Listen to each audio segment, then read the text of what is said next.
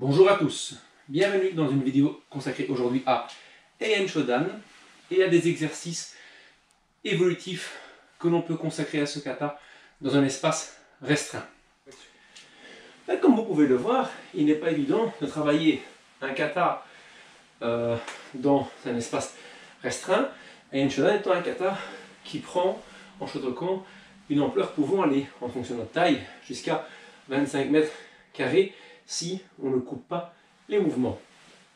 Par conséquent ici, nous allons travailler sur des séquences du kata, donc nous allons corriger les gestes. Il est évident que si j'ai la possibilité de m'entraîner à l'extérieur, je vais travailler ce que j'aurai amené ici à l'intérieur dans mon kata à l'extérieur. Je vais intégrer les éléments que j'améliore. On va travailler doucement.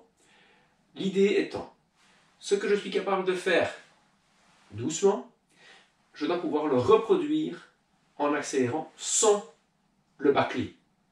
Je répète, ce que je suis capable de faire doucement, je dois pouvoir le reproduire en vitesse sans le bâcler.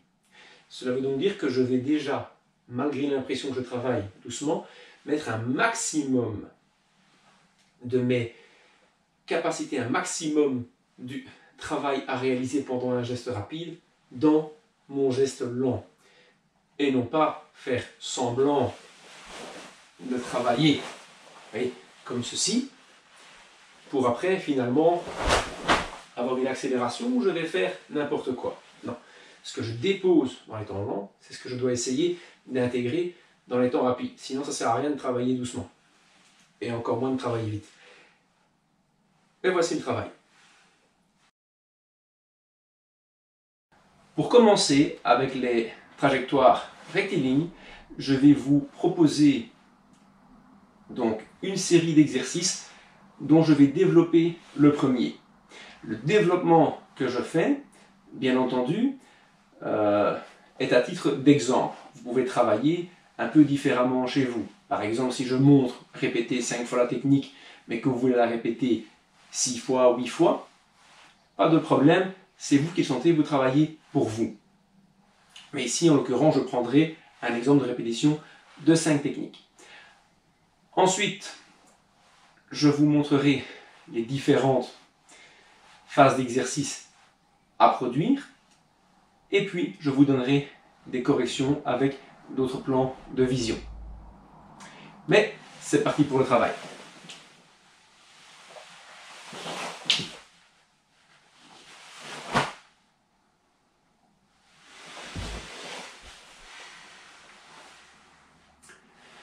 Alors, cet exercice qu'on répétera 5 fois, nous allons le dérouler comme ceci. Je démarre en Kamaete Geranbarai, position Zen Kutsudashi. J'avance, transférer le poids, ramener jambe arrière, j'ai armé.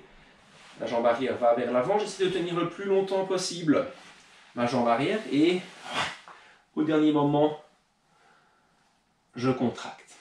D'accord ? Pardon, au dernier moment, je développe la technique. Ensuite, je reviens.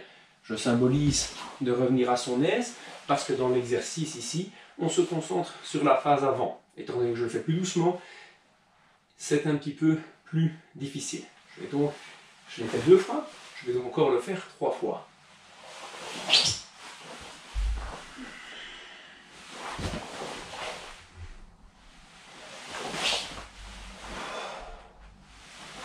N'oubliez pas de bien respirer dans l'exercice. Là, inspire et expire.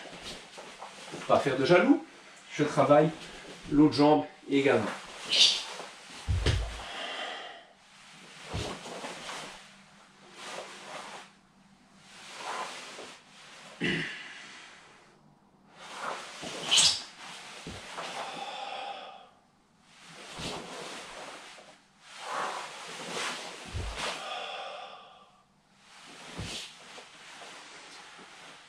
Ensuite, une fois que j'ai travaillé vers l'avant, je peux reproduire l'exercice en arrière.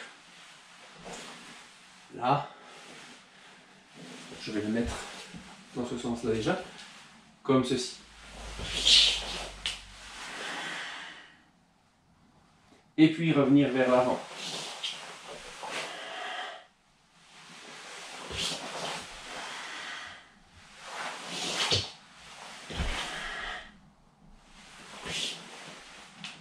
Lorsque j'ai travaillé à plusieurs reprises cet enchaînement, je vais accentuer sur une phase. Ici, ce sera la phase finale du geste. Donc j'aurai ceci.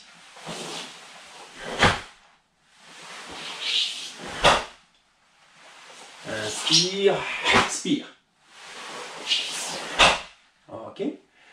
Et dès que j'aurai entré le geste au complet, je vais travailler directement.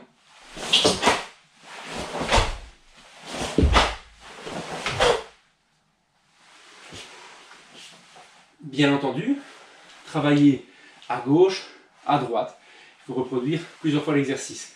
C'est pour ça qu'au niveau des répétitions, je demande aussi de faire un petit peu en fonction de vos capacités.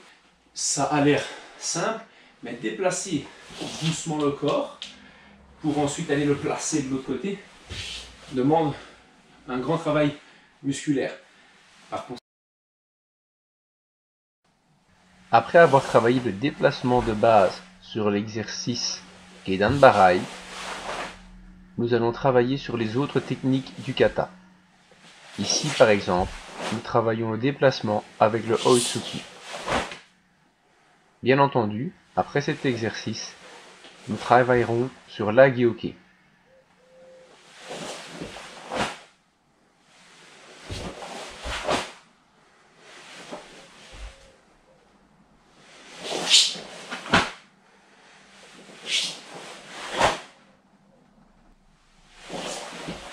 Il est également possible d'ajouter des variantes en attaquant par exemple en avançant avec le Tsuki et en reculant avec le Gedan Barai. Cela peut se faire également avec la Gyoke.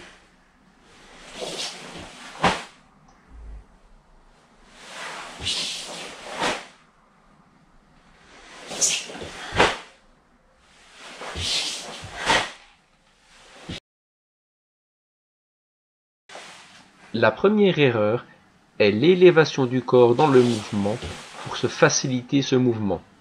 En réalité, il ne faut pas lever le corps, mais le garder à la hauteur initiale.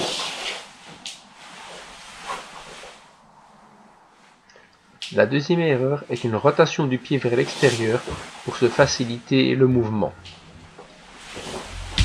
En réalité, le pied doit rester droit vers l'avant.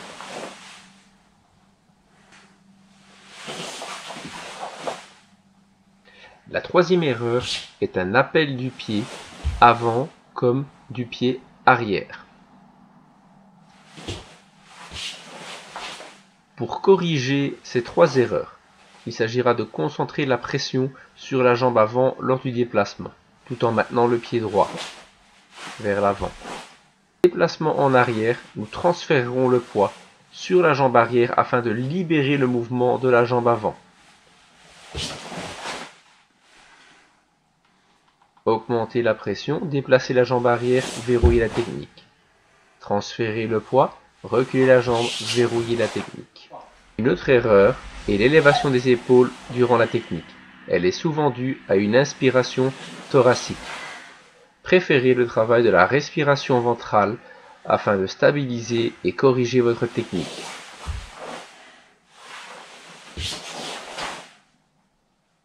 Une autre erreur fréquente est l'inclinaison du buste vers l'avant. Pour corriger cela, amenez votre bassin en rétroversion, c'est-à-dire que la partie supérieure doit se pencher vers l'arrière.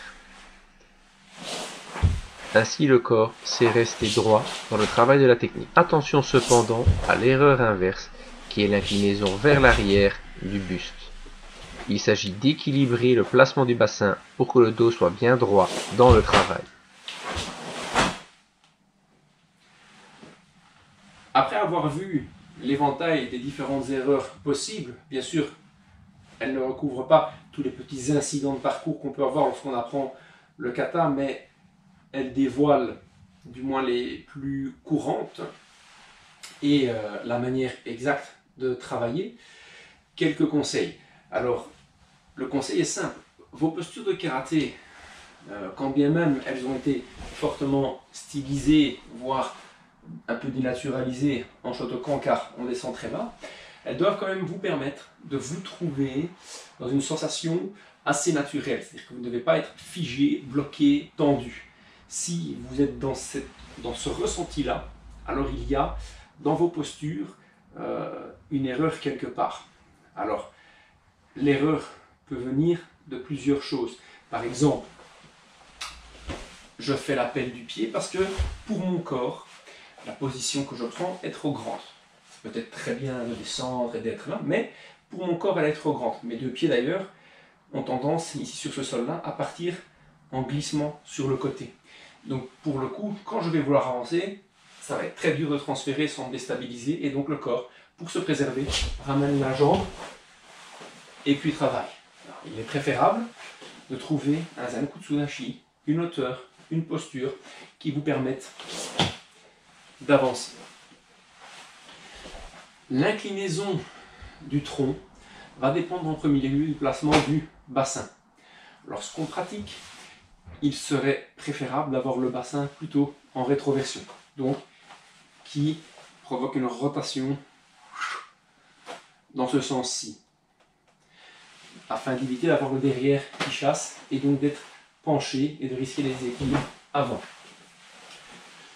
Conséquence de cette donnée-là, bien entendu, si j'en fais une priorité, je vais provoquer le travail inverse. Je vais trop solliciter la rétroversion de mon bassin et être en déséquilibre arrière.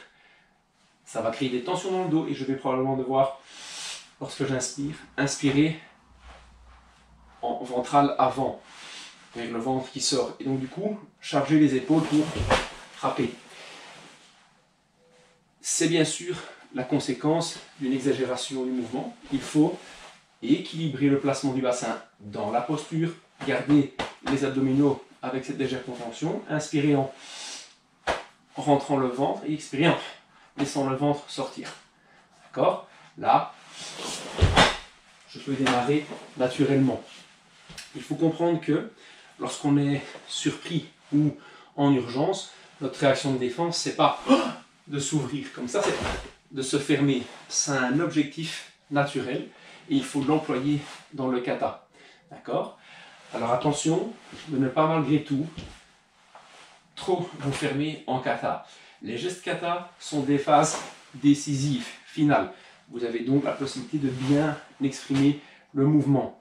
De toute manière, même en combat, on ne se bat pas comme ça. On essaie d'avoir la cohérence de la colonne vertébrale.